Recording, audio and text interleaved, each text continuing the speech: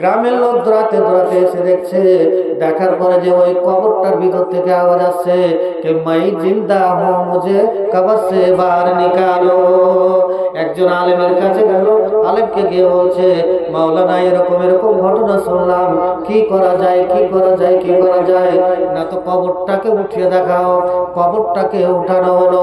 কবরটাকে উঠার পরে আল্লাহ যে দৃশ্য দেখলো, মেয়েটার শরীরে কোনো কাপড় নাই এবং মাথাতে কোনো চুল নাই। ওই মেয়েটা দৌড়াতে দৌড়াতে দৌড়াতে দৌড়াতে ওই বললো যে তোমরা আমাকে একটা কাপড় দাও। একটা কাপড় দেওয়া হলো, কবরের মধ্যে একটা কাপড় দেওয়া হলো।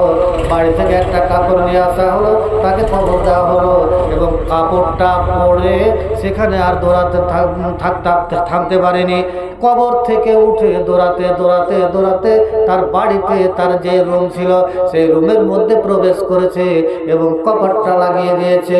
বাইরের লোক কৌতূহল হয়ে তারা আশ্চর্য হয়ে জিজ্ঞাসা করছে, কি ব্যাপার, কেন এরকম হলো এবং কেন দৌড়াতে দৌড়াতে এসে ঘরের মধ্যে ঢুকে গেল। এবার ঘরের তালা বন্ধ করে দিয়েছে, ঘরের দরজা বন্ধ করে দিয়েছে। তাকে ডাকতেছে, দরজা খুলো, দরজা খুলো, দরজা খুলো। বলছে না না, দরজা খুলবো না। আমি যে দরজা খুলে তোমরা কেউ থাকতে পারবে না, তোমরা সবাই হার্টফেল হয়ে যাবে, তোমরা চলে যাও, চলে যাও, তোমরা আমাকে দেখতে পারবে না। তাদের মনে আরো দূর বিশ্বাস হয়ে গেল যে না, কি ব্যাপার, তাদেরকে দেখবো, তাকে যতক্ষণ পর্যন্ত না দেখবো ততক্ষণ পর্যন্ত যাব না। মেয়েটার দরজা খুললো। দরজা খোলার পরে মেয়েটা নিজের মাথা দেখালো। আল্লাহু আকবার। মাথার উপরে দেখলো যে তার মাথাতে একটাও চুল নেই, মাথাতে মাংস নেই, চামড়া নেই, শুধু হাড়গুলো আছে, মগজ নেই, কিছু নেই। যেমন করে ওই যে কার্টুনে দেখা যায়, টিভিতে দেখা যায়, মোবাইলে দেখা যায়, যেমন ওই যে ভূতের জিনিসগুলো, হাড়গুলো দেখা যায়, সেরকম কঙ্কালের মতো তার মাথাটা হয়ে আছে, মাথায় একটাই চামড়া পর্যন্ত নাই। তাকে জিজ্ঞাসা করা হলো, কেন এরকম হলো? বলছে আমি বাইরে যখন বেরোতাম, আমি যখন যেতাম, রাস্তায় যখন দাঁড়াতাম, রাস্তায় যখন গল্প করতাম, আমি সবই কাজ করতাম, কিন্তু আমি কোনোদিন জীবনে মাথায় কাপড় দিইনি। ফেরেশতারা এসে জাম্বরা নিয়ে, সাঁকোসে নিয়ে আর আকোসে নিয়ে এসে, প্লাস নিয়ে এসে আমার চুলগুলোকে ধরছে আর জোরে জোরে জোরে জোরে জোরে টানছে। আমার চুলের সাথে সাথে আমার চামড়া গলা, আমার মাংস গলা পর্যন্ত উঠে যাচ্ছে। মাথা দেখার পরে তারপরে তার নিজের ঠোঁট দেখাচ্ছে, মুখটা দেখাচ্ছে, মুখ দেখাচ্ছে বন্ধু, দেখাচ্ছে শুধু দাঁতটি বেড়ে আছে, উপরের মাড়ি নাই, নামকার মাড়ি নাই, শুধু দাঁতটি আছে।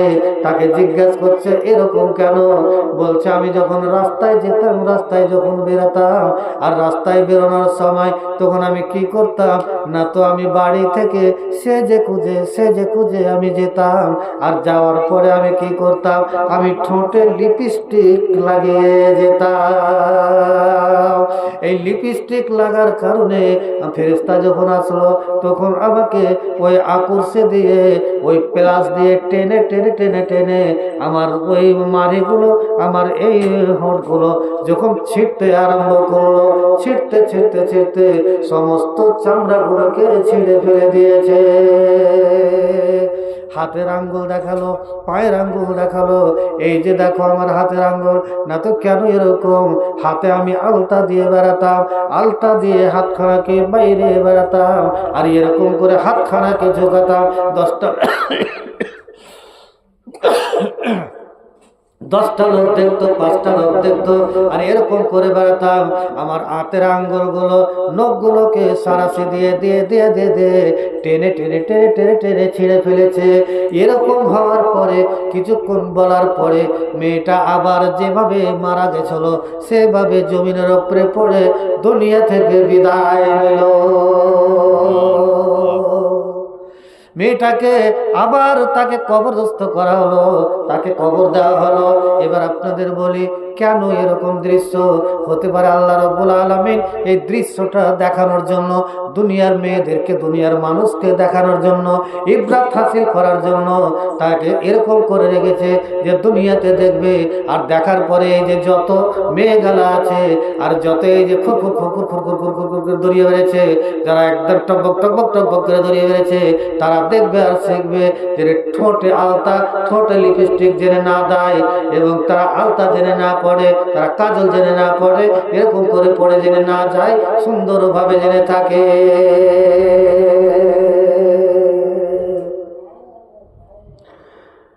আগেকার ডাক্তারেরা ছিল না এত চিটার, আগেকার ডাক্তারেরা ছিল না এত চিটার।